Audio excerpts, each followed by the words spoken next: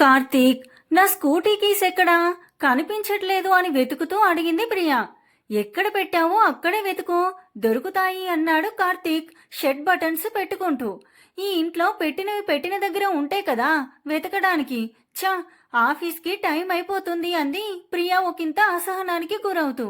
ఎందుకంత పరేషాన్ అవుతావు? నా ఆఫీస్ కూడా మీ ఆఫీస్కి వెళ్లే దారిలోనే కదా, ఈ రోజు నేనే డ్రాప్ చేస్తాలే అన్నాడు తలదువ్వుకుంటూ. అంతా వెతికి కనబడక విసుగు చెంది, సరే కమ్ ఫాస్ట్ కార్తీక్, ఈ రోజు అసలే ఇంపార్టెంట్ మీటింగ్ ఉంది అంటూ తన లంచ్ బ్యాగ్తో పాటు కార్తీక్ బ్యాగ్ కూడా పట్టుకుంది. ఒక్క నిమిషం అంటూ షూస్ వేసుకొని టై కట్టుకుంటూ హాల్లోకి వచ్చాడు. అప్పటికే గుమ్మం దగ్గర నిల్చొని కార్తీక్ కోసం వెయిట్ చేస్తోంది ప్రియా. హలో మేడం, ఏంటి అప్పుడే గుమ్మం దగ్గర కాపు కాసావు? రోజు గుర్తు చేయాలా అన్నాడు కార్తీక్. టైం అయిపోతుంది, ప్లీజ్ ఈ ఒక్క రోజుకి వదిలేయి అంది వాచ్లో టైం చూసుకుంటూ. తల అడ్డంగా ఊపుతూ అసలు ఛాన్సే లేదు అంటూ చేతులు కట్టుకొని కదలకుండా బెట్ చేస్తున్న కార్తీక్ని చూసి పళ్ళు నూరేస్తూ, చెప్తే వినో కదా అంటూ లోపలికి వెళ్ళి కార్తీక్ నుదుటిన ముద్దు పెట్టి, ఇప్పుడు హ్యాపీనా, వెళ్దామా అంది ప్రియా. ఐ లవ్ యూ అన్నాడు కార్తీక్ నవ్వుతూ. ఆ విషయం నాకు తెలుసు, ప్లీజ్ కార్తీక్ టైం అవుతుంది అంది ఇంకా ఏడిపించకు అన్నట్టు చూస్తూ. తన బాధ అర్థం చేసుకొని సరే పదా అంటూ ప్రియా చేతిలోని బ్యాగ్ అందుకొని తగిలించుకుంటూ, నేను బైక్ స్టార్ట్ చేస్తాను, నువ్వు కూడా వచ్చే అంటూ కిందికి వెళ్ళాడు. ఫాస్ట్గా ఇంటికి తాళం వేసి కిందికి వచ్చి అప్పటికే రెడీగా ఉన్న కార్తీక్ బైక్ ఎక్కింది. స్టార్ట్ చేసి కొంత దూరం వెళ్ళగానే వెంటనే ఏదో గుర్తొచ్చి, కార్తీక్ బండాపు అంది ప్రియా ఒక్కసారిగా. ఎవరో తరుముతున్నట్టు, ఏంటే కంగారు, ఆఫీస్కి టైం అవుతుందని తొందర పెట్టావు, మళ్ళీ ఏం గుర్తొచ్చింది అన్నాడు కార్తీక్ బండాపుతూ. బైక్ హ్యాండిల్కి తగిలించి ఉన్న హెల్మెట్ చేతిలోకి తీసుకొని, ఇది ఉంది తలకు పెట్టుకోవడానికి, ఇలా తగిలించడానికి కాదు అంటూ కార్తీక్ తలకి హెల్మెట్ పెట్టింది. థ్యాంక్ యూ, కానీ చూడు 2 నిమిషాలు నువ్వే వేస్ట్ చేశావు, ఈ పాటికి సిగ్నల్ క్రాస్ చేసే వాళ్ళం కదా అన్నాడు కార్తీక్ బైక్ పోనిస్తూ. నాకు వర్క్ ముఖ్యమే, కానీ నీకన్నా ఎక్కువ కాదు, ఇప్పటికే లేట్ అయింది, ప్లీజ్ ఇప్పుడైనా కాస్త త్వరగా పోనిస్తారా పతిదేవుడు గారు అంది ప్రియ సాగదీస్తూ. నువ్వంత గౌరవంగా గారంగా అడిగితే వెళ్లకుండా ఉంటానా శ్రీమతి గారు అంటూ తను పెట్టుకున్న లిమిట్ వేగానికి బైక్ స్పీడ్ పెంచి, ఆఫీస్ వేరైనా ఒకటే టైమింగ్స్ కదా, మనం రోజు ఇలా కలిసి వెళ్ళొచ్చు కదా ప్రియా అన్నాడు కార్తీక్ మిర్రర్లో నుండి ప్రియని చూస్తూ. తను అడిగిన దానికి సమాధానం చెప్పకుండా తల పక్కకి తిప్పకుండా రోడ్డు మీద ధ్యాస ఉంచు, అండ్ ఇంకో విషయం, ట్రాఫిక్ రూల్స్ అంటూ స్లోగా వెళ్లకుండా ఈ రోజుకి కొంచెం ఫాస్ట్గా వెళ్ళు అంది ప్రియా. నేనింత రొమాంటిక్గా మాట్లాడుతుంటే మేడం గారికి ఆఫీస్ టెన్షనా, ఏం చేస్తాం అని నిట్టూర్చి బైక్ స్పీడ్గా డ్రైవ్ చేస్తూ 15 గంటలో ప్రియా ఆఫీస్ ముందు ఆపాడు. బైక్ దిగి మధ్యలో కాల్ చేసి విసిగించకు, మీటింగ్ అయ్యాక నేనే కాల్ చేస్తాను, నా కోసం చూడకుండా లంచ్ చేసేయి, జాగ్రత్తగా వెళ్ళు కార్తీక్ అని చెప్పి తన సమాధానం కోసం కూడా చూడకుండానే లోపలికి హడావిడిగా వెళ్ళిపోయింది. పెళ్ళై 2 నెలలు అవుతుంది, మేడం గారు మాత్రం ఇంకా మారలేదు. అదే ఆఫీస్, అదే కంగారు, అదే హడావిడి అనుకొని తన ఆఫీస్కి వెళ్ళిపోయాడు. ప్రియా వద్దని చెప్పిన కార్తీక్ లంచ్ టైంకి కాల్ చేశాడు. చూసినా లిఫ్ట్ చేయలేదు. అయినా వదలకుండా రెండోసారి ఫోన్ చేయడంతో లిఫ్ట్ చేసి, పనిలో ఉన్నాను కార్తీక్, లంచ్ చేస్తాను, నువ్వు తిను, నేను తర్వాత తింటాను అంది ప్రియా నెమ్మదిగా. అయిపోయిందా చెప్పడం? తినకుండా పని చేస్తే నీ బాస్ డబుల్ సాలరీ ఇస్తా అన్నాడా, లేదా పని చేసే వాళ్ళందరికీ మొత్తానికి లంచ్ టైమే తీసేశాడా అన్నాడు కార్తీక్ కొంచెం గట్టిగానే. కార్తీక్, నేను చెప్పానా పనిలో ఉన్నానని, ఫోన్ పెట్టేయ్ అంది విసుగ్గా. నువ్వు లంచ్ చేస్తే నేను కూడా తింటాను, ఈరోజు నాకు చాలా ఆకలిస్తుంది ప్రియా, ప్లీజ్ అన్నాడు కార్తీక్ బ్రతిమాలుతూ. ఏ విషయమైనా అర్థం చేసుకునే కార్తీక్ తన విషయంలో మొండిగా ఉంటాడని తెలిసిన ప్రియా ఓకే అంటూ సిస్టమ్ ముందు నుండి లేచి లంచ్ బాక్స్ ఓపెన్ చేసి, తింటున్నా, ఇప్పుడు తమరు హ్యాపీ కదా, నువ్వు కూడా తిను అంది. Thank you, I love you, work stress తీసుకోకు, టేక్ కేర్ అని వెంటనే చెప్పి ఫోన్ పెట్టేశాడు. కార్తీక్ ఫోన్ పెట్టేశాక తినకుండా లంచ్ బాక్స్ మూత పెట్టే టైంకి ఫోన్కి మెసేజ్ వచ్చింది. తినకుండా ఉన్నావో రాత్రికి ఏమవుతుందో ఆలోచించుకో, వద్దన్నా వదిలేది లేదు అని ఆ మెసేజ్ సారాంశం.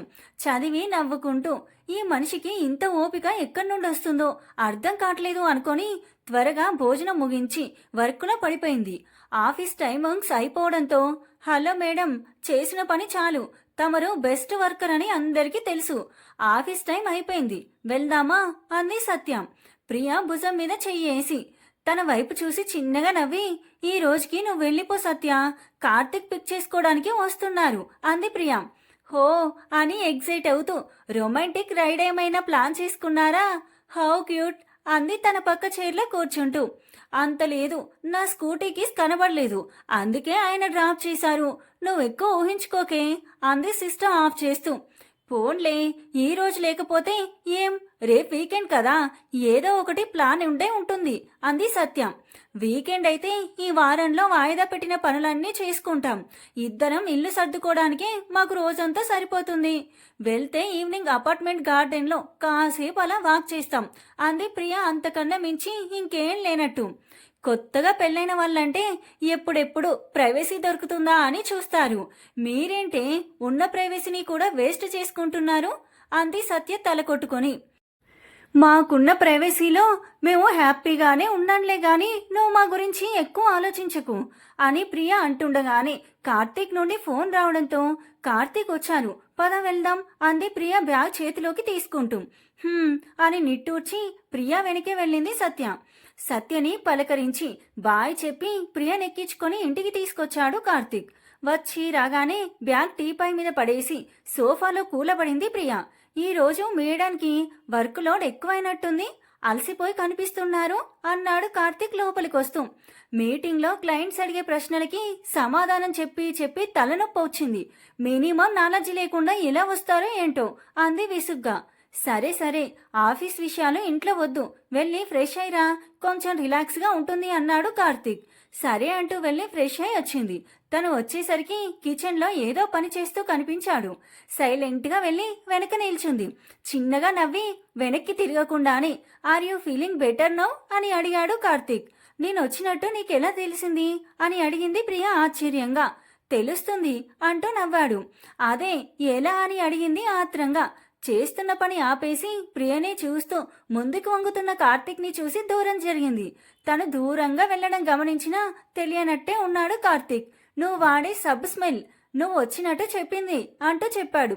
ఉఫ్ అని రిలాక్స్ అయి కిచెన్ గట్టు మీద కూర్చొని ఏం ప్రయోగాలు చేస్తున్నావు అని అడిగింది. ముందైతే ఈ కాఫీ తాగు, తర్వాత చెప్తా అన్నాడు కప్ చేతికిస్తూ. నిన్ను బాగా విసిగిస్తున్నానని కొంపదీసి మర్డర్ ప్లాన్ ఏమైనా చేశావా అని అడిగింది కాఫీ సిప్ చేస్తూ. నువ్వు లేకుండా నేనెలా ఉంటాను, చస్తే ఇద్దరం కలిసి చచ్చిపోదామన్నాడు కార్తీక్. కప్పు పక్కన పెట్టి కార్తీక్ చెంప మీద ఒక్కటి పీకి, పిచ్చా నీకు, నేనేదో సరదాగా అంటే ఏంటి నువ్వు అంది కోపంగా. నేను కూడా సరదాగే అన్నాను, ఎందుకంత సీరియస్ అవుతావు అన్నాడు కార్తీక్ చెంప మీద చేయి పెట్టుకొని. కార్తీక్ ని హక్ చేసుకుని, ప్లీజ్ కార్తీక్, ఇంకెప్పుడు అలా మాట్లాడకు, నాకు చాలా భయంగా ఉంటుంది అంది ప్రియా తన చుట్టూ చేతులు వేసి. సరే ఇంకోసారి అనను, నువ్వు ముందు ఆ మోడ్ ఆఫ్ నుండి బయటికి రా అన్నాడు కార్తీక్. అప్పుడు తనని వదిలి కాఫీ తీసుకొని కాఫీ తాగుతూ కూరగాయలు కట్ చేస్తున్న కార్తీక్ ని చూస్తూ ఉంటుంది. ఇక్కడ ఉండి నన్ను చూడడం కంటే హాల్లో ఉన్న టీవీ ఆన్ చేసి చూడటం బెటర్ ఏమో, మైండ్ రిలీఫ్ గా ఉంటుంది అన్నాడు కార్తీక్. ఓకే అని చెప్పి తను అక్కడి నుండి వెళ్ళిపోయింది. ప్రియా వెళ్ళిపోయాక ఊపిరి పీల్చుకొని, హమ్మయ్య, పక్కనే ఉండి అలా చూస్తుంటే నా గుండె ఎలా కొట్టుకోవాలి, ఈ పిల్లకి నా ఫీలింగ్స్ ఎప్పుడు అర్థమవుతాయో అనుకొని వంట పని పూర్తి చేసి తను వెళ్ళి ఫ్రెష్ అయి వచ్చాడు. ఇద్దరూ కలిసి డిన్నర్ ఫినిష్ చేసి ప్రియా ఇంకాసేపు టీవీ చూస్తాను అనడంతో కార్తీక్ తన రూంలోకి వచ్చి బుక్ తీసుకొని చదువుతూ తనకే తెలియకుండా నిద్రలోకి జారుకున్నాడు. కాసేపటికి తనకు కూడా నిద్రొస్తుండడంతో టీవీ ఆఫ్ చేసి తమ గదిలో పడుకున్న కార్తీక్ పక్కకొచ్చి తన ఛాతీ మీద ఉన్న బుక్ తీసి కార్తీక్ ని చూస్తూ ఎప్పటికో నిద్రపోయింది. తర్వాతి రోజు వారం రోజుల ఇంటి పనులన్నీ పూర్తి చేయడానికి సగం రోజు సరిపోయింది ఇద్దరికి. మధ్యాహ్నం ఏదో తిన్నామనిపించి కొనుక్కు తీస్తున్నారు ఇద్దరు. అదే సమయంలో కార్తీక్ ఫోన్ మోగడంతో కళ్ళు తెరవకుండానే లిఫ్ట్ చేసి హలో అన్నాడు బద్ధకంగా. రే కార్తీక్, వీకెండ్ కదా, ప్లాన్స్ ఏంటి అని అడిగాడు శివ అవతలి వైపు. అది అడగడానికే చేశావా? తినడం పడుకోవడం అన్నాడు నిద్రమత్తులో. అవి తప్ప ఇంకో ప్రపంచం లేనట్టు ఉంటారేంట్రా? చేతి నిండా సంపాదిస్తున్నావు, లైఫ్ని ఎంజాయ్ చేయాలరా మామ అన్నాడు శివ. రేయ్, సోదాపి ఇప్పుడెందుకు చేశావో విషయం చెప్పురా అని అడిగాడు కార్తీక్ వచ్చి రాని విసుగుతో. అదేరా, మన ఉదయ్ గాడికి పెళ్లి ఫిక్స్ అయింది కదా, బ్యాచిలర్ పార్టీ ఇస్తున్నాడు. ఎక్కడనుకుంటున్నావు? గోవాలో అని శివ ఎగ్జైట్ అవుతూ చెప్తున్నాడు. హా, ఇంకేం, వెళ్ళండి అన్నాడు కార్తీక్ తనకి సంబంధం లేనట్టుగా. వెళ్ళండి ఏంటి, వాడు నీకు కూడా చెప్పాడంట కదా, నువ్వు రావా అని అడిగాడు శివ. ప్రియా ఒక్కతే ఉంటుందిరా, తనని ఒంటరిగా వదిలి రావడం నాకు ఇష్టం లేదు అన్నాడు కార్తీక్. ఏంట్రా నువ్వు, ఒక్క రోజుకి ఏమవుతుంది? ఏదైనా ఇప్పుడే, తర్వాత ఎంజాయ్ చేయాలి అనుకున్నా చేయలేవు. అప్పుడు పెళ్ళాం, పిల్లలు, బాధ్యతలు ఇవే ఉంటాయి అన్నాడు శివ నిట్టూర్పుగా. నువ్వేం బాధపడకు, ఆ ప్రపంచంలో కూడా నేను హ్యాపీగానే ఉంటాను. అయినా ఆనందం మనలో, మనతో, మన వారితో ఉండాలి గాని ఎక్కడికో వెళ్ళి సరదాని వెతుక్కోవడం ఏంట్రా? సాయంత్రం పూట ప్రియతో కలిసి నడిచే కాస్త దూరంలో ఉంది నా హ్యాపీనెస్, నాకది చాలు అన్నాడు కార్తీక్. రోజు రోజుకి భార్యకి బానిస అవుతున్నావు, నీ కర్మ అనుకొని ఫోన్ పెట్టేశాడు శివ. ఫోన్ పెట్టేసి వాళ్లతో ఔటింగ్కి వెళ్ళడం ఇష్టం లేదు.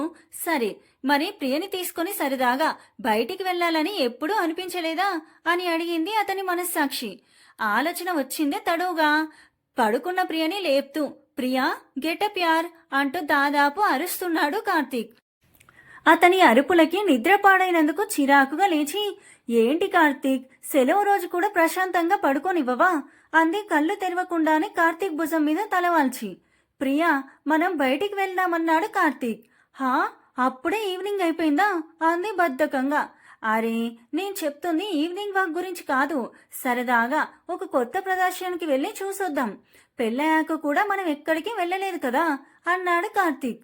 సడన్ గా ఏంటి కార్తీక్, నేనెక్కడికి రాను అంది ప్రియా. రేపు కూడా హాలిడేనే కదా, ఇంట్లో ఉండి ఇలా బద్దకస్తుల్లా ఉండే కంటే బయటికి వెళ్ళి కాస్త రిఫ్రెష్ అవుదామన్నాడు కార్తీక్, తనని కన్విన్స్ చేయాలి అనే ఉద్దేశంతో. కార్తీక్ ని వదిలి, నీకు తెలుసు కదా నాకు బయటికి వెళ్ళడం ఇష్టం ఉండదని, ఎందుకు ఇంతలా పట్టుబడుతున్నావంది కొంత అసహనంగా. పట్టుబట్టడం కాదు ప్రియా, ఎక్కడికి వెళ్లకుండా ఇంట్లోనే ఎన్నాళ్ళు, రేపు మనకంటూ కొన్ని మెమోరీస్ ఉండాలి కదా. నువ్వు నాతో ఉన్నావు, నేను నీతో ఉన్నాను, మనిద్దరం ఈ ఇంట్లో హ్యాపీగా ఉన్నాం. ఎక్కడికి వెళ్ళినా అక్కడ ఉండేది మనిద్దరమే కదా కార్తీక్. నీకు నేను ఏం చెప్పి కన్విన్స్ చేయాలో నాకు అర్థం కావట్లేదు ప్రియా అని తన కోపాన్ని కంట్రోల్ చేసుకొని, ఓకే కూల్, నాకు నీతో సరదాగా బయటికి వెళ్ళాలని ఉంది, నువ్వేమంటావు చెప్పు అన్నాడు కార్తీక్ విషయం తేల్చి చెప్పమన్నట్టు. నా సమాధానం ఏమై ఉంటుందో నీకు తెలుసు అంది ప్రియ అంతే బెట్టుగా. ఇంకా మాట్లాడితే ఇద్దరి మధ్య గొడవ పెరుగుతుందే తప్ప తగ్గదు అని అర్థమయ్యి, యువర్ విష్ అని సీరియస్గా చెప్పి అక్కడి నుండి వెళ్ళిపోయాడు.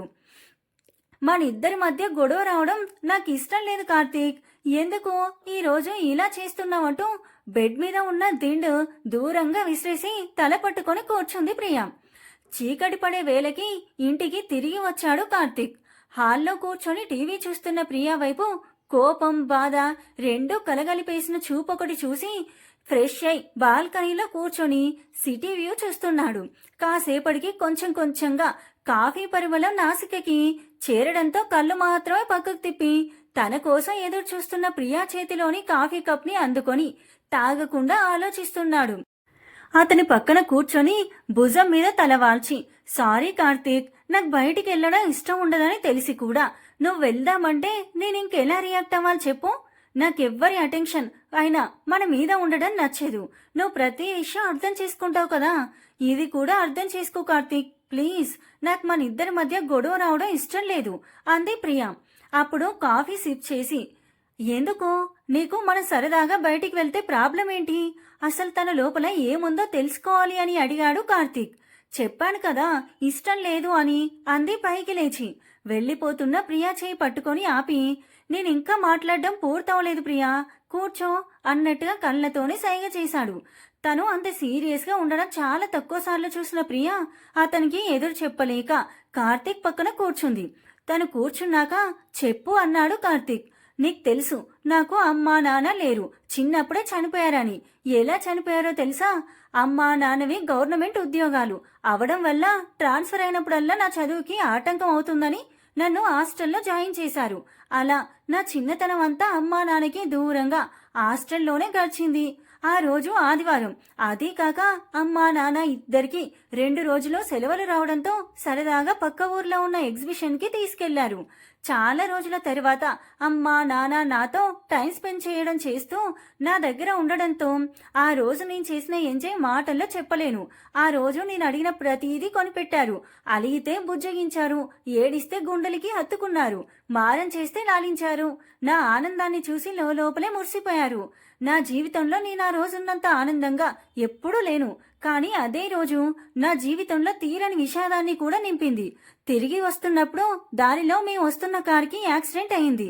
వాళ్ళు చనిపోతూ కూడా నా ప్రాణాలు కాపాడారు కార్తీక్. నేను ఏడవడం వల్లే ఆ రోజు వాళ్ళు నా కోసం వచ్చారు. అదే వాళ్ళు ఉద్యోగాల్లో బిజీగా ఉండి ఉంటే ఆ రోజు అలా జరుగుండేది కాదేమో. ఆ ఒక్కరోజు నా లైఫ్లో ఆకాశమంత ఆనందాన్ని, ఎప్పటికీ మర్చిపోలేని తీరని బాధని ఇచ్చింది. ఒక్కోసారి అనిపిస్తూ ఉంటుంది వారి చావుకి కారణం నేనేమో అని అంటూ వెక్కిళ్ళు పెట్టి ఏడుస్తున్న ప్రియని దగ్గరికి తీసుకున్నాడు కార్తీక్. అతని చేతిని గట్టిగా పట్టుకొని, భయం కార్తీక్, నా రాతే అలాంటిదేమో. ప్రాణం పోసిన అమ్మా నాన్న నా కళ్ళ ముందే చనిపోయారు. పిన్ని బాబాయ్ పెంచినా నన్నొక భారంగానే చూశారు తప్ప ఎప్పుడూ ప్రేమగా చూసింది లేదు. ఈ ప్రపంచంలో నేనొక్కదాన్నే ఉన్నానేమో అనిపించేది. నాతో మాట్లాడే ప్రతి మనిషి నాకొక మిషన్లా కనిపించేవారు. ఆ తర్వాత నువ్వొచ్చావు. నా గురించి నాకంటే నువ్వే ఎక్కువ ఆలోచిస్తావు, కేర్ తీసుకుంటావు. నీ ప్రేమని చూశాక అమ్మా నాన్న ప్రేమ నీ రూపంలో బహుమానంగా నాకు తిరిగొచ్చింది అనిపించింది. అందుకే ఇంట్లో వాళ్ళకి ఇష్టం లేకపోయినా పట్టుబట్టి నిన్ను పెళ్లి చేసుకున్నాను. నా ప్రపంచం నువ్వే కార్తీక్. నీకు కూడా ఏమైనా అయితే నేను తట్టుకోలేను, చనిపోతాను అంది ఏడుస్తూ. ఇన్ని రోజులు ఇదంతా మనసులో పెట్టుకొని పైకి గంభీరంగా నటించావా ప్రియా అనుకొని ఏడుస్తున్న తన కన్నీళ్లు తుడిచి, చూడు ప్రియా, మీ అమ్మా నాన్న చావుకి నువ్వు కారణం కాదు. ఆ రోజు ఆ యాక్సిడెంట్ నీ వల్ల జరగలేదు. సో ప్లీజ్ నువ్వు అలా ఆలోచించి నిన్ను నువ్వు నిందించుకోకు అన్నాడు కార్తీక్ తనకి కాస్త ఊరటనిస్తూ. నా వల్ల నువ్వు చాలాసార్లు బాధపడ్డావు. దానికి నన్ను క్షమించి కార్తీక్. అందుకు నన్ను ఒక పిచ్చి దానిలా చూసినా పర్లేదు. నీకేమైనా అయితే నేను తట్టుకోలేను అంది ప్రియా.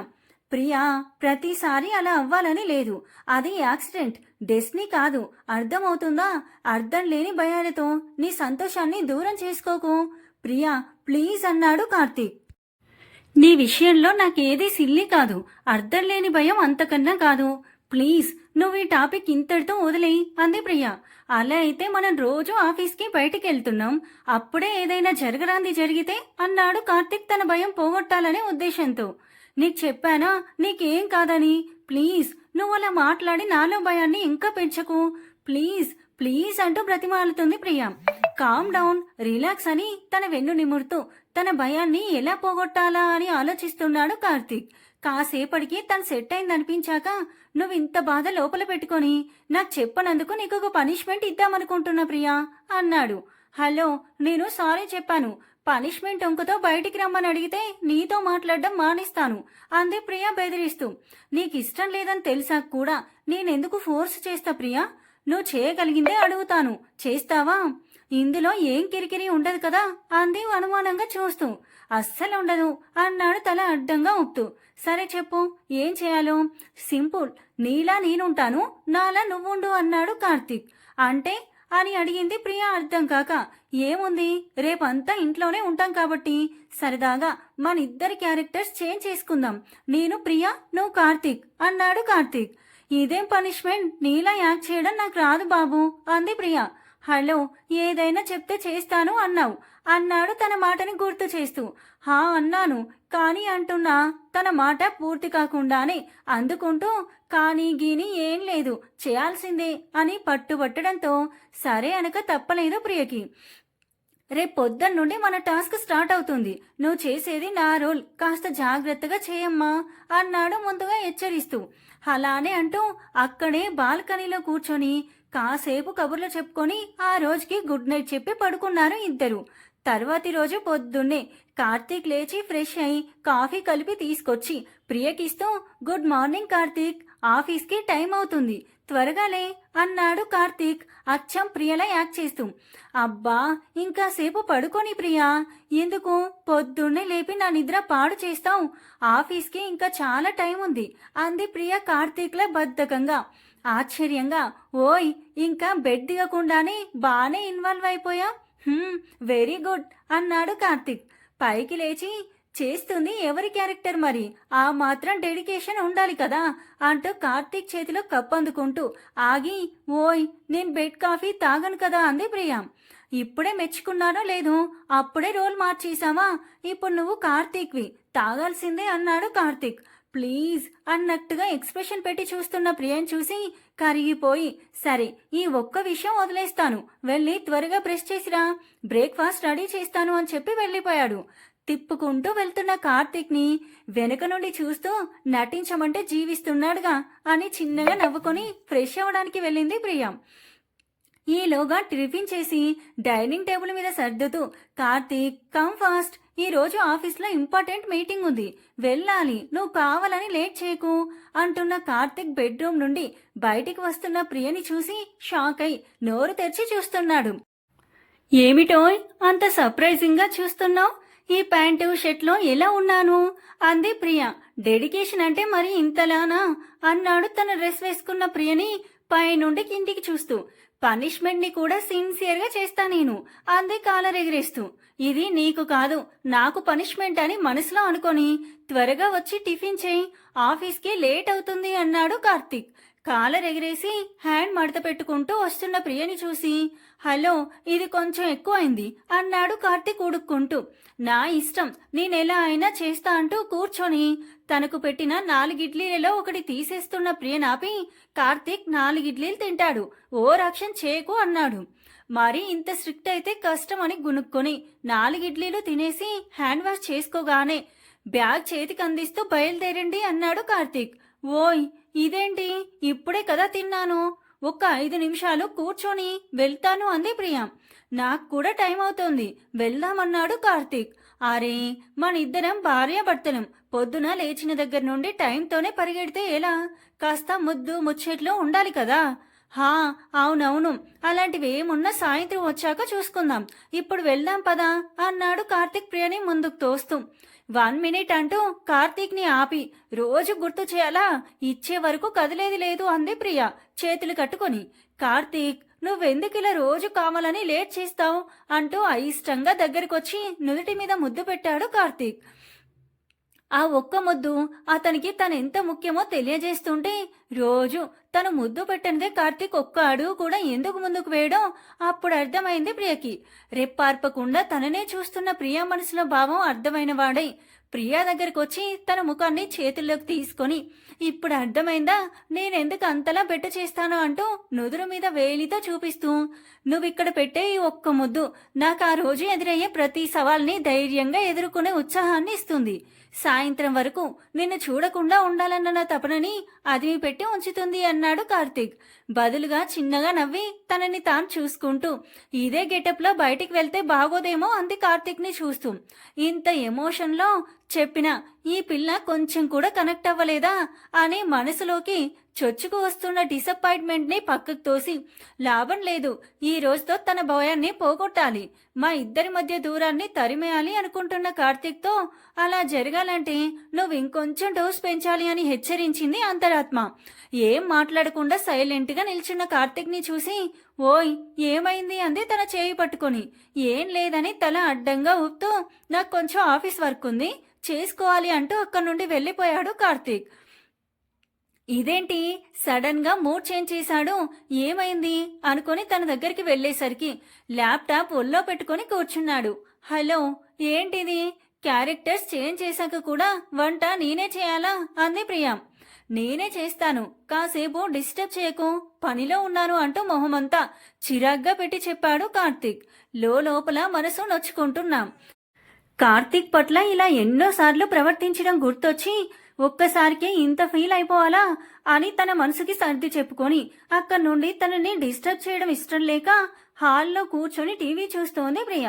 కాసేపటికి రూమ్ నుండి బయటికొచ్చి టీవీ చూస్తున్న ప్రియని చూసి, అలా ఖాళీగా కూర్చోకపోతే ఏదో ఒక పని చేయొచ్చు కదా అన్నాడు కార్తీక్. ఇంకేం పనుంది నాకు? వంట చేయడం రాదు. నీ దగ్గరికి వస్తే ఆఫీస్ వర్క్ అంటావు. అందుకే ఏం చేయాలో తోచక ఇలా టీవీ చూస్తున్నా అని దీర్ఘంగా పలికి అలా చెప్తున్నప్పుడే ఇంతకు ముందు నేను ఇలాగే చేసినప్పుడు కార్తీక్ కూడా ఇలా ఒంటరిగా ఫీల్ అయి ఉంటాడా అన్న ఆలోచన వచ్చి చేరింది మెదడులో. అన్ని పనులు నేనే చేయాలి అని విసుక్కుంటూ వంటగదిలోకి వెళ్లిన కార్తీక్ వెనకే వెళ్లి వెనక నుండి హక్ చేసుకుని నేనేమైనా హెల్ప్ చేయనా అని అడిగింది ప్రియా. ప్రియా చేతులు విడిపించుకొని ఇదేం మన బెడ్రూమ్ కాదు, నేను చేస్తాను, నువ్వు వెళ్ళి నీకేమైనా పనుంటే చేసుకో అన్నాడు కార్తీక్. అతని విసుగుని పట్టించుకోకుండా నీ దగ్గర ఉండడమే నాకు పెద్ద పని అంటూ మళ్ళీ హక్ చేసుకుంటున్న ప్రియనాపి నాకు చాలా చిరాగ్గా అనిపిస్తుంది, ప్లీజ్ నువ్వు ఇక్కడ నుండి వెళ్ళు అన్నాడు కార్తీక్. తన మాటలకి బాధగా అనిపిస్తుంటే మునుపు కార్తీక్ పట్ల తన ప్రవర్తన గుర్తొచ్చి తన మనసు ఇంకెంత గాయపడి ఉంటుందోనని అక్కడి నుండి కదలకుండా కార్తీక్ నే చూస్తూ అంచనా వేయాలని చూస్తుంది. అతని బాధ మనసుకి తెలిసాక కళ్ళ వెంట నీళ్లు ఆగకుండా వస్తుంటే వాటిని తుడుచుకొని అక్కడి నుండి మౌనంగా రోధిస్తూ వెళ్లిపోయింది. వెనక్కి తిరిగి వెళ్తున్న తననే చూస్తూ సారీ ప్రియా, ఇలా చేయక తప్పడం లేదు అనుకున్నాడు కార్తీక్. కార్తీక్ వంట చేశాక ఫ్రెష్ అయి తింటూ ఈ రోజు కూర చాలా బాగా చేసావు ప్రియా, నాకు నచ్చింది అంది కార్తీక్ పాత్రలో ఉన్న ప్రియా.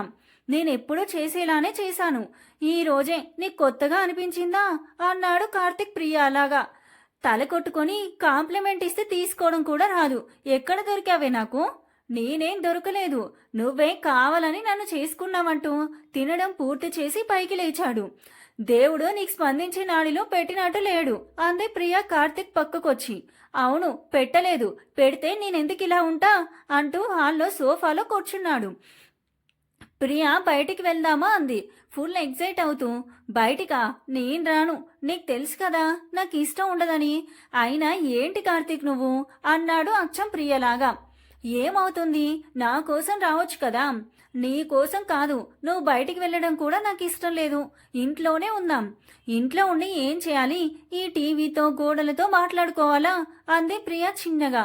రెస్ట్ తీసుకోవచ్చు కదా, ఎందుకు నన్నిలా తినేస్తున్నావన్నాడు విసుగ్గా. వెంటనే లేచి బెడ్రూంలోకి వెళ్లిపోయి వెనక్కి తిరిగి వెనక కార్తీక్ కూడా వస్తున్నాడేమో అని చూసింది ప్రియా.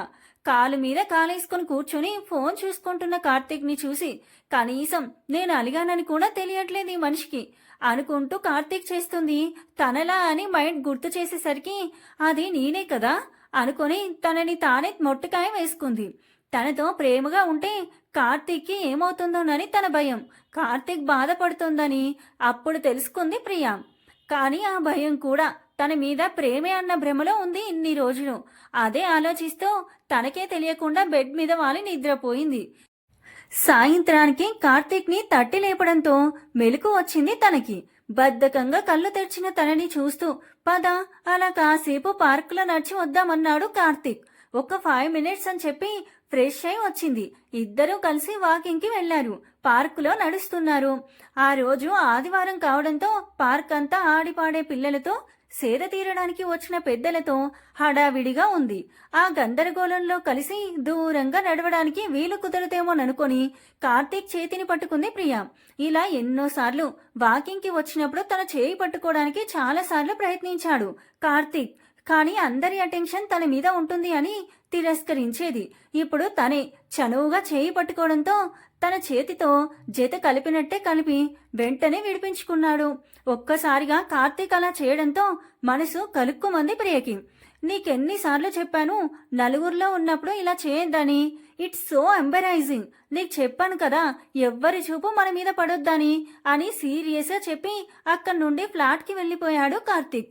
తన ప్రవర్తన వల్ల కార్తీక్ చాలా బాధపడ్డాడని ఆ క్షణం అర్థమైంది ప్రియకి.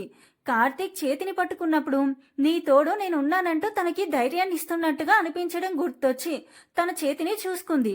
అంతలోనే చేతిని విసిరి కొట్టి తను కోపంగా మాట్లాడి వెళ్లిపోవడం గుర్తొచ్చి ఉక్రోషంగా పార్కులోనే బాధపడుతూ కూర్చుంది. పైకి వెళ్లి చాలాసేపైనా తను రాకపోవడంతో బాల్కనీలో నుండి పార్కు వైపు చూశాడు. తనెక్కడా కనిపించకపోవడంతో కొంపదీసి ఎక్కువ బాధపట్టేశానా అనుకుని వెంటనే కిందికొచ్చాడు. పార్క్ అంతా వెతికినా ఎక్కడ కనిపించకపోవడంతో తనలో కంగారు పెరిగిపోయింది. ఆ పార్క్ వాచ్మెన్ని ప్రియా బయటికెళ్ళిందేమో అని అడిగాడు. అతను చూడలేదని చెప్పడంతో కంగారు పీక్స్కు వెళ్లిపోయి ఫ్రస్ట్రేషన్గా మారిపోయింది. పార్క్ అంతా 4-5 సార్లు తిరిగినా తనెక్కడా కనిపించకపోవడంతో ఫ్లాట్కి ఏమైనా వెళ్ళి ఉంటుందా అని కంగారుగా అడిగైపోతున్న అతని పాదాలు టక్కున ఆగిపోయాయి. ఎదురుగా ప్రియనే నడుచుకుంటూ వస్తూ ఉండడంతో ఊపిరి పీల్చుకొని కంగారు తగ్గించుకుంటున్నాడు కార్తీక్. తననే చూస్తున్న కార్తీక్ దగ్గరికి చేతులు వెనక్కి పెట్టుకొని వచ్చి, తెలుసా నీకోసం ఏం తీసుకొచ్చానో అని చెప్తున్న ప్రియని కొట్టడానికి చెయ్యి లేపి అంతలోనే ఆపుకొని ఎక్కడికి వెళ్ళిపోయావు అని అడిగాడు. అతని కోపాన్ని ఫస్ట్ టైం చూస్తున్న ప్రియ షాక్ అయి వెనక పెట్టిన తన చేతిని ముందుకు పెట్టి దీనికోసం అంది చేతిలో గులాబీ పువ్వు చూపిస్తూ. ఆ పువ్వు తీసుకొని విసిరి కొడుతూ, అడిగితే తెస్తాను కదా, దీనికోసం నన్ను ఇంత టెన్షన్ పెట్టాలా? ఎందుకంత ఫ్రస్ట్రేట్ అవుతున్నావు? ఇప్పుడు ఏమైందని? ఏమైందా? ప్రాణం పోయినట్టయింది. వెనకే రావాలి కదా. నేనింటికి వెళ్ళి ఎంతసేపు అయింది? ఎంత కంగారు పెట్టావు ప్రియా అన్నాడు కార్తీక్ పక్కకి తిరిగి. సారీ కార్తీక్ అంది తలదించుకొని. నాతో మాట్లాడకు అంటూ అక్కడి నుండి వెళ్ళిపోయాడు. కింద పడిన పువ్వుని చేతిలోకి తీసుకొని అపురూపంగా తడుముతూ దానికంటిన దుమ్ముని నోటితో ఊది, ఇది నీకు ప్రపోజ్ చేయడానికి కష్టపడి తీసుకొస్తే ఇలా విసిరేస్తావా అని అక్కడే ఉండి తనలో తానే మాట్లాడుకుంటున్న ప్రియ దగ్గరికి కొంత దూరం వెళ్లిన వాడల్లా తిరిగి వెనక్కి వచ్చి తన చేయి పట్టుకొని లాక్కెళ్లాడు. ఇంట్లోకి వెళ్ళాక చెయ్యి వదిలేసి, నీ ఇష్టం వచ్చినట్టు ఉండు, నేను నిన్ను డిస్టర్బ్ చేయను కానీ కళ్ళ ముందు ఉండు చాలు, కనీసం చూస్తూ అయినా బతికేస్తాను అన్నాడు ఆవేదనతో. ఆ కాసేపు తనెంత కలత చెందాడో అతని కంట్లో ఉన్న కన్నీళ్లు సాక్ష్యాలుగా నిలుస్తుంటే తను 10 నిమిషాలు పక్కకు వెళ్ళినందుకే అంతలా భయపడి కంగారు పోయిపోయాడు. మరి ఈ భయం నాకు ఏ రోజు ఎందుకు కనిపించలేదు అనుకుంటుంది ప్రియా. భయపడుతూ కూర్చుంటే మనం ఊపిరి తీసుకోవడం మానేయాలి ప్రియా అన్నాడు కార్తీక్ తన మనసులో మాట చదివినట్టుగానే. నేను లోపలనుకున్నది కార్తీక్కి ఎలా తెలుస్తుంది అన్నట్టు చూసింది ఆశ్చర్యంగా. ప్రేమున్న దగ్గరే భయం ఉంటుంది. ఇష్టమైన వాళ్ళు ఎక్కడ దూరం అయిపోతారేమోనని భయం. వాళ్ళు లేకుండా మనం ఏమైపోతామేమో అనే భయం. మన వల్ల వాళ్ళు ఎక్కడ హర్ట్ అవుతారేమో అని భయం. హర్ట్ అయితే ఎక్కడ అపార్థం చేసుకుంటారేనో భయం. ఈ భయాలన్నీ నాలో కూడా ఉన్నాయి. వీటితో పాటు ఎక్కడ నచ్చనిది చేసి నీ మనసుని నొప్పిస్తానేమోనని భయం. మన మధ్య గొడవస్తే నాతో మాట్లాడడం మానేస్తావేమో అనే భయం. ఇన్ని భయాల మధ్యలో కూడా నేను నీతో నార్మల్గా ఉండడానికి కారణమేంటో తెలుసా? నీ మీద ఉన్న ప్రేమ. తననే చూస్తున్న ప్రియను చూసి తల నిలువుగా ఊపి, అవును ప్రియా, నీ మీద నాకున్న ప్రేమే ఆ భయాన్ని మరిపించేలా చేస్తుంది. నువ్వు కూడా నాకేదో అయిపోతుంది అన్న భయాన్ని పక్కన పెట్టి నాతో ప్రేమగా ఉండాలనే నా కోరిక, తపన, ఆశ, ఆవేదన. ప్రేమ దొరకడం వరమే కాని శాపం కాదు ప్రియా.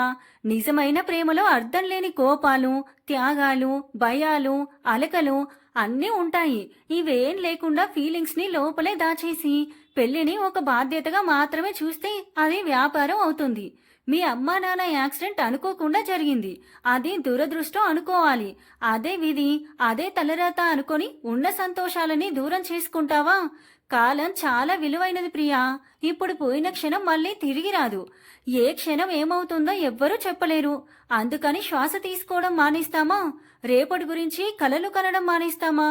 అంతెందుకు, ఇప్పటికిప్పుడు ఏ సునామీనో భూకంపమో వచ్చి చచ్చిపోతున్నామనుకో, మనతో పాటు మన ఇద్దరి జ్ఞాపకాలు, సంతోషాలు మాత్రమే రావాలి. నిన్న నువ్వు నేనే ప్రపంచం అని చెప్పినప్పుడు ఎంత హ్యాపీగా ఫీల్ అయ్యాను. ఆ ఇష్టాన్ని నీలోనే ఇన్ని రోజులు దాచేశావని తెలియక అంతకన్నా ఎక్కువ బాధపడ్డాను. చెప్పు ప్రియా, నిన్నటి గతాన్ని తలుచుకుంటూ రేపటి గురించి భయపడుతూ దగ్గరున్న సంతోషాలని దూరం చేసుకుంటావా? ఇక్కడే ఆగిపోతావా? లేదా నీ కోసం ఉన్నాం, నా కోసమైనా వర్తమానంలోకి వస్తావా అని మాట్లాడడం పూర్తి చేసి తన ప్రతిస్పందన కోసం చూస్తున్నాడు కార్తీక్.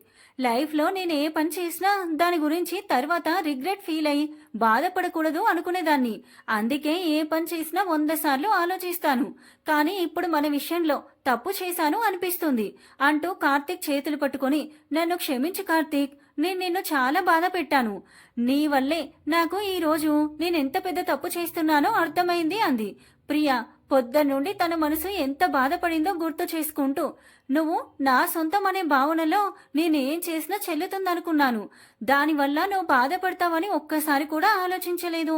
ఐఎమ్ సారీ అంది ఏడుస్తూ. ఓయ్, నాకు కావాల్సింది నువ్వు ఏడవడం కాదు, నీ భయం వదిలేసి నాతో ప్రేమగా ఉండడం. అది నీకు తెలియాలనే క్యారెక్టర్స్ మార్చుకుందాం అన్నాను. నేను నిన్ను బాధ పెట్టి ఉంటే సారీ అంటూ దగ్గరికి తీసుకున్నాడు. అతనికి దూరం జరిగి ఓయ్ అని వేలు చూపిస్తూ, నువ్వు ఇందాక నా ప్రేమని దూరంగా విసిరికొట్టి ఇప్పుడు నన్ను దగ్గరికి తీసుకుంటున్నావా అంది కళ్ళు పెద్దవి చేసి దబాయింపుగా చూస్తూ.